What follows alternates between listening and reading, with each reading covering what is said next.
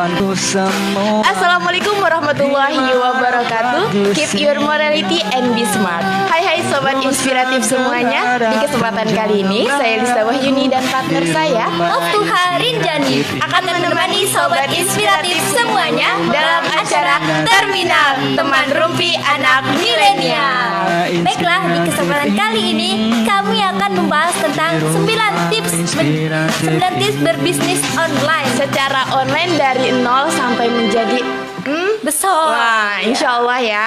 Jadi yang pertama itu ada apa kak tuh?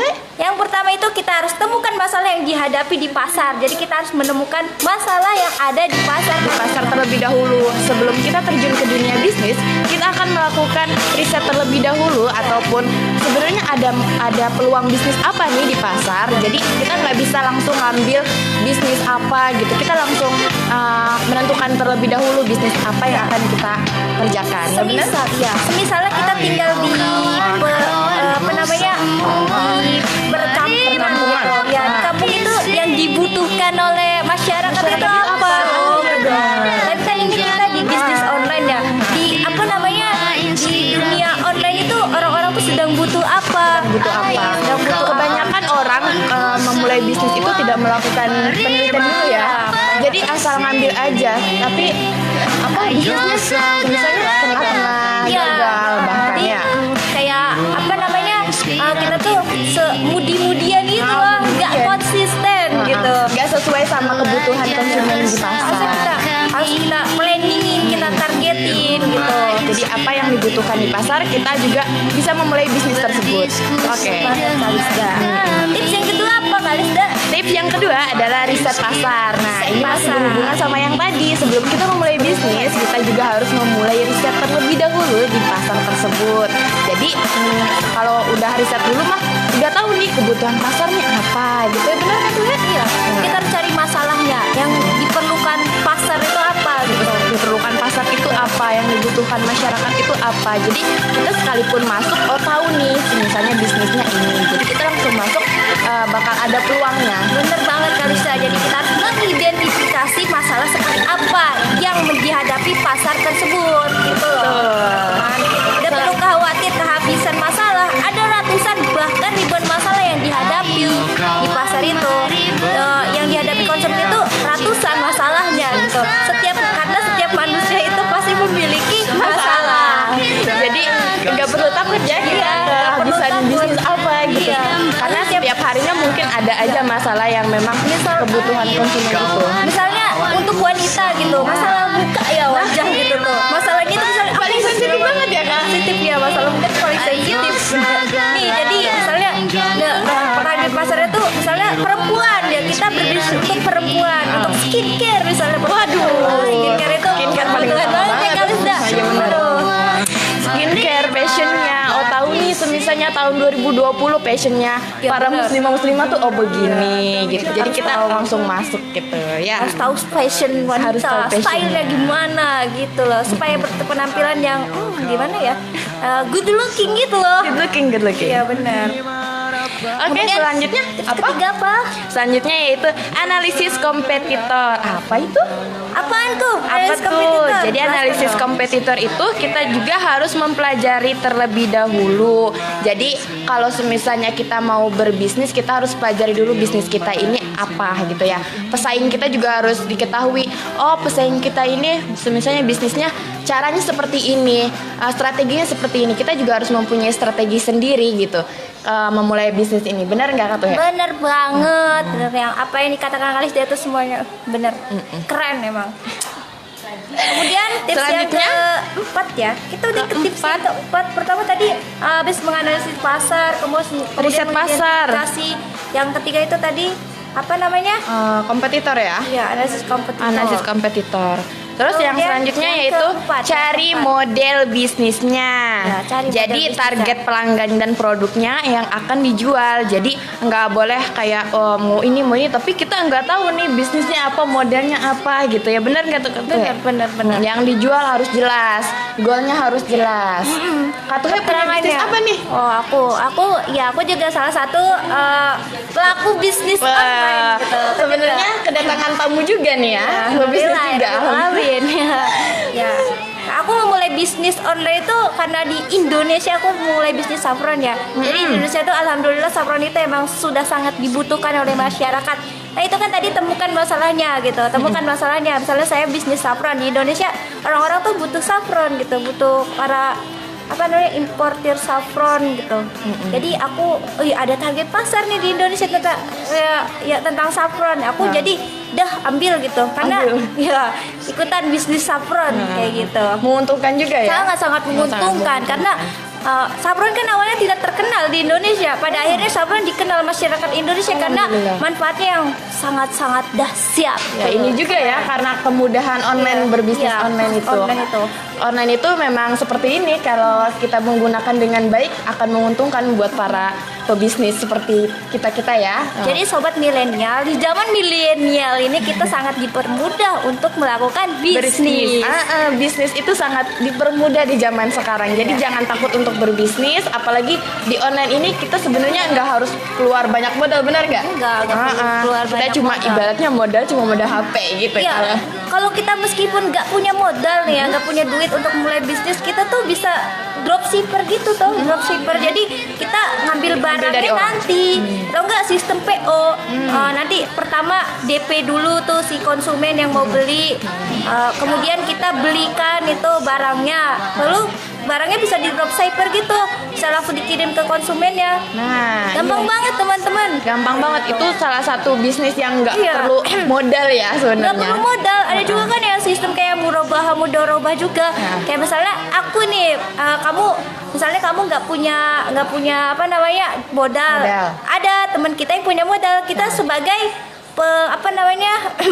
yang punya skillnya gitu, kita manfaatkan gitu, kita mengelola bisnis orang tersebut yang punya modal. Jadi kita cari investornya. Investor. Ya, tenang aja. Kalau aja. kalian berniat untuk berbisnis, Kalau kitanya itu pasti ada mudah. usaha, punya kemampuan, Iya. pasti ada aja jalannya. Karena kata pepatah juga apa? Setiap ada kemauan Pasti ada jalan. pasti tikus. berhasil jalannya, menjada wajada. Menjada-wajada. Selanjutnya itu ada tentukan target pasar. Target pasar. Apa tuh? Jadi tentukan target pasar itu yaitu tadi kita harus mempunyai target dalam pemasaran. Semisalnya kita mempunyai atau punya bisnis jam tangan, teman saya juga mempunyai bisnis jam tangan, tapi kan beda juga kualitasnya, kan beda juga cara pemasarannya. Benar nggak Kak Tuhe? Benar. Jadi kita harus mempunyai yaitu strateginya, caranya, targetnya. Target pasar. Target pasarnya. Target pasar. Ya oke? Kemudian apa lagi Kalista? Selanjutnya yang keenam itu produk apa yang bisa Anda jual secara online. Nah itu, jadi harus ditentukan produk apa yang harus dijual. Jadi sesudah melakukan riset pasar ya, penelitian dulu ke pasarnya, terus Menentukan target online ya. yang Kalau kayak apa gitu. yang misalnya jual secara online, ya nggak mungkin kan kita misalnya jualan yang nggak bisa di online kan, jual sayur ya bisa aja sih sayur di online kan. Bisa. Kayak es batu ya di online kan. Oh bener, jual es batu online kan nggak mungkin ya. Terus nyampenya cair tiba-tiba. Iya. Nah Bisa itu juga aja nggak sih bisa. online, tapi untuk sekitar daerah situ aja. Kayak kita kerjasama sama Gojek, Grab gitu ya. Tapi harus cepet kayaknya ya Harus Kak. cepet karena es batu itu mudah mencair. Gitu. Nah, jadi sebenarnya banyak banget nih tips-tips atau cara buat berbisnis secara online. Apalagi buat kalian yang nggak mempunyai modal gitu. Nggak perlu takut sebenarnya. Kita di online itu kan gimana kemauan kita aja. Kalau misalnya kitanya mampu untuk berbisnis, nggak perlu pakai modal pun kita bisa tadi ya, kayak reseller tadi, benar nggak Kak? Iya. Nah, kita ngambil dari orang, nanti kita bisa jualkan sesuai dengan kemampuan kita sendiri. Nah ada lagi yang ketujuh itu membuat website, karena emang bisnis online itu nggak afdol kalau nggak ada websitenya. Tapi ini nggak terlalu penting sih menurut aku ya, karena kita bisa memulai bisnis online itu lewat Instagram, bisa lewat WA. Shopee, marketplace gitu, lewat Tokopedia, nah lewat story WA juga bisa. Kita Yang harus paling mencari- simpel ya, Kak? Asalkan kita mempunyai relasi yang banyak, punya teman yang banyak, maka perbanyaklah berteman ya. Nah, iya. Karena kalau kita banyak bersilaturahmi, banyak teman, maka kita akan mudah rezekinya dan umur kita akan diperpanjang. Amin. Nah, Yang ke-8 itu pasarkan produk dengan strategi yang tepat. tepat. Iya, jadi kita juga harus tahu nih strateginya. Jadi kalau misalnya mau menguntungkan banyak ya pasti kita harus tahu nih sosial media apa yang tepat gitu untuk menjual produk kita gitu. Jadi mungkin semua bisa, tapi kan kita harus memilih mana yang lebih tepat untuk menjual produk kita. Bener Kak? Nah, kita juga harus memanfaatkan fitur-fitur yang ada di Google. Aku pernah itu dulu pelatihan di Google Google Bisnisku ya. Dulu aku pernah di Women Wheel. Itu acaranya dari Google. Digital marketing. Jadi di sana itu setiap hari Minggunya kita dilatih gimana kita menggunakan fitur-fitur yang ada di Google. Bisa kita menganalisis target pasar itu dari Google juga. Jadi ada analisanya gitu loh, Kalisda. Iya. Aku pernah ditunjukin gitu grafik-grafiknya di kota ini tuh sedang dibutuhkan apa loh gitu. Ada. Lebih memudahkan berarti. Mudah banget emang Google itu fitur-fiturnya keren banget. Nah, Saya juga harus manfaatkan banget. Google Bisnisku gitu. Nah itu harus dimanfaatkan banget.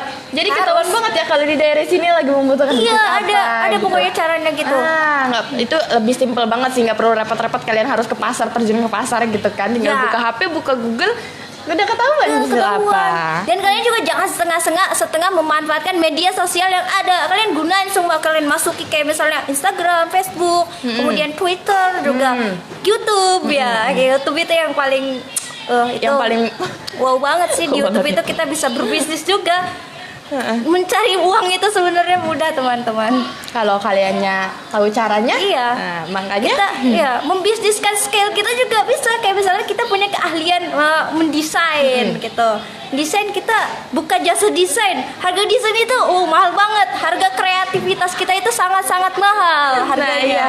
Makanya kita harus mengasah kemampuan diri kita ya, Iya. minat kita, bakat kita gitu. Kalau misalnya kita mempunyai bakat di desain, walaupun masih kecil-kecil, tapi kan pelan-pelan nanti bisa menjadi seorang desainer yang Banyak handal. Pelatihan. Gitu. Terus yang ke-9 itu, apa? yang ke-9 ada apa Kak Tuhan? Yang ke-9 Ada pertahankan pelanggan setia. Iya nih, pelanggan setia itu jadi setiap tahun kan ada THR gitu. Si pelanggan setia ini harus dikasih THR. Iya. Nah, kita harus kasih award juga ke pelanggan yang giveaway gitu. Kita Salah harus satunya ngadain giveaway untuk mempertahankan pelanggan ya. Sering ngadain giveaway untuk mempertahankan Paling suka pelanggan. banget, saya juga paling suka nih sama giveaway. Iya, promosi juga Iya, kita iya. harus gede-gedein. Nah, promosi giveaway itu salah satu cara untuk mempertahankan pelanggan setia. Karena mencari pelanggan setia itu dibilang susah-susah gampang ya. Iya. Kebanyakan kan orang kalau udah kecewa pergi gitu kan. Nah, makanya jangan sampai kecewa. jangan sampai mengecewakan Jangan sampai pelanggan mengecewakan itu. pelanggan. Kalau misalnya kita sudah berbisnis, kita sudah masuk, kita sudah mempunyai usaha, kalau udah mempunyai pelanggan, usahakan pelanggan itu bikin jangan dia sampai kecewa. kecewa. Begitu, gitu. teman-teman. Sering-sering adakan giveaway kalau misalnya kita mempunyai keuntungan ya. Keuntungan Jadi, sih insya Allah. Berbisnis itu jangan mencari keuntungan yang besar, tapi keberkahannya teman-teman. Keberkahannya. Jadi kalau usaha kita nggak berkah, mau percuma aja. Untungnya kecil, tapi berkah itu bisa melimpah gitu loh. Jadi benar. misalnya ibu-ibu ada yang jualan, ibu-ibu di kampung mah kalau jualan itu mempertahankan kesetiaan pelanggan. Jadi mereka itu nggak memahal-mahalkan. Iya, benar. Misalnya kita pernah tuh aku di mana sih, di daerah Kediri. Di sana itu 10.000 aja udah kenyang banget teman-teman. Beda sama di Jakarta. Yang penting pelanggan kan puas, kenyang gitu kan. Ya, jadi Rezeki mah pasti bakal udah ada yang ngatur. udah ada yang nganter. Jangan targetnya jangan kaya duluan, benar Iya, enggak? itu terlalu apa sih kalau aku diajarin itu kalau itu terlalu apa sih namanya? Kapitalis banget gitu, Kapitalis. materialis. Kalau kita berbisnis itu untuk keuntungan. Jangan egois juga ya, Kak? Dan egois, kita untuk kemaslahatan bersama. Diniatkan itu, modal pertama berbisnis itu niatkan karena Allah gitu. Alhamdulillah. Gitu. Dan untuk mengurangi pengangguran. Kalau kita udah punya bisnis Walaupun kecil-kecilan, ya otomatis kita bisa bermanfaat untuk orang lain. iya, Kita gitu. bisa bermanfaat untuk membantu kesejahteraan sosial. Amin, insya Allah. Semoga aja semua tuh bisa berbisnis walaupun kecil-kecilan, online, jadi reseller. Nggak apa-apa, itu salah satu langkah awal kita untuk menjadi pebisnis. Nah, kalau misalnya pendengar nih apa keluh atau saran untuk mengikuti bisnis online kita ya? Iya. Bisa juga nanti kalian tulis di kolom komentar, tuliskan apa aja semisalnya tips untuk berbisnis secara online ini ya. Iya. Tipsnya apalagi yang belum kita bahas gitu, kalian bisa tanyakan aja. Gitu, Kita bisa sharing bersama-sama. Sharing bersama. Kita nanti akan siaran lagi ya di terminal tentang bisnis online kalau misalnya kalian merasa belum puas. Nah, Jadi tadi kesimpulannya, closing statementnya apa nih? nah jadi itu ada berapa tips Kak? 9 tips. Ada 9 tips. Jadi yang pertama itu temukan masalah yang dihadapi pasar. Yang kedua itu riset pasar terlebih dahulu. Nah, yang ketiga analisis kompetitor. Yang keempat cari model bisnisnya. Dan yang kelima tentukan target pasar. Keenam buatlah produknya. Itu tentu dong ya Kak, kalau misalnya kita nggak punya produk apa yang mau dijual? Iya benar ya. Kita harus punya brand gitu. Harus mempunyai produknya. Yang ketujuh itu membuat website resminya. Kalau misalnya kita sudah mempunyai produk ya yang mau dijual gitu. mau Bikin dijual website. kemana gitu. Terus yang kedelapan itu pasarkan produk dengan strategi yang tepat. Nah, udah dibahas ya Kak. Yang kesembilan itu pertahankan pelanggan setia. Sering-sering ada giveaway ya Kak. Adakan giveaway saffron boleh tuh. Oh, sering aku. Sering mengadakan giveaway saffron. Ya, tapi kalian apakah sudah siap memulai bisnis online dari nol? Siap, aku sih siap. Oh, siap. Bagaimana? Apakah Anda sudah paham bagaimana cara mulai bisnis online dari nol? Insya Allah. Jika tidak paham tadi, silahkan tanyakan saja. Tanyakan saja. Kita sering bareng-bareng ya Kak. Semoga penjelasan ini dipahami oleh kalian semua yang ingin berbisnis online. Ya. Semoga diksi-diksi yang kita sampaikan itu kata-kata yang bagus-bagus ya Kak. Semoga bisa bermanfaat buat kalian yang pengen banget bisnis online ataupun buat para pemula-pemula yang pengen bisnis online.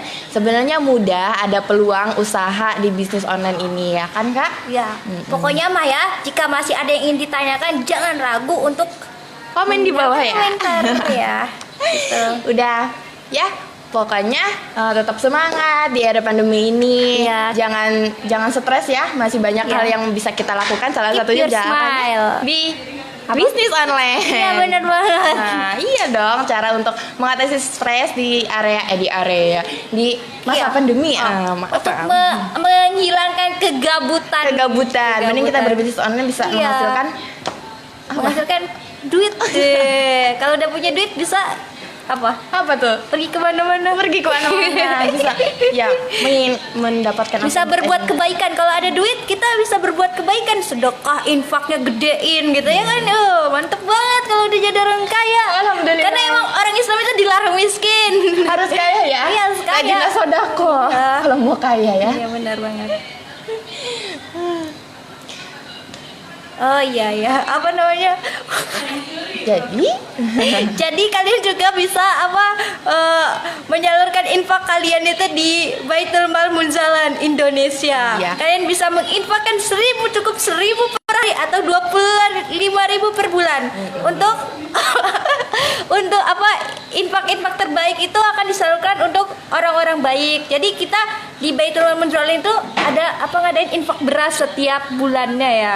Gitu. Jadi beras-berasnya itu nanti disalurkan ke pesantren-pesantren tahfidz, ke kaum duafa, terus yatim ya gitu. ya Di rumah inspiratif ini juga bekerja sama dengan BMI Baitul Mal Munzalan. Gitu teman-teman. Ya. Jangan ragu untuk menginfakkan uang Anda. Cukup 1.000 per hari atau 25.000 per bulan. Gitu. Masya Allah. Masya Jadi Allah. akhir kata kita Puasa. undur diri ya. Iya. Nah, nanti kita akan temu lagi di acara terminal dengan orang yang sama atau mungkin orang yang berbeda Iya. ya. Kalau misalnya kalian masih mau ngobrol sama kita bisa kita muncul lagi ya. Bisa banget ya. Oke, akhir kata. Billahi taufiq wal hidayah. Wassalamualaikum warahmatullahi wabarakatuh.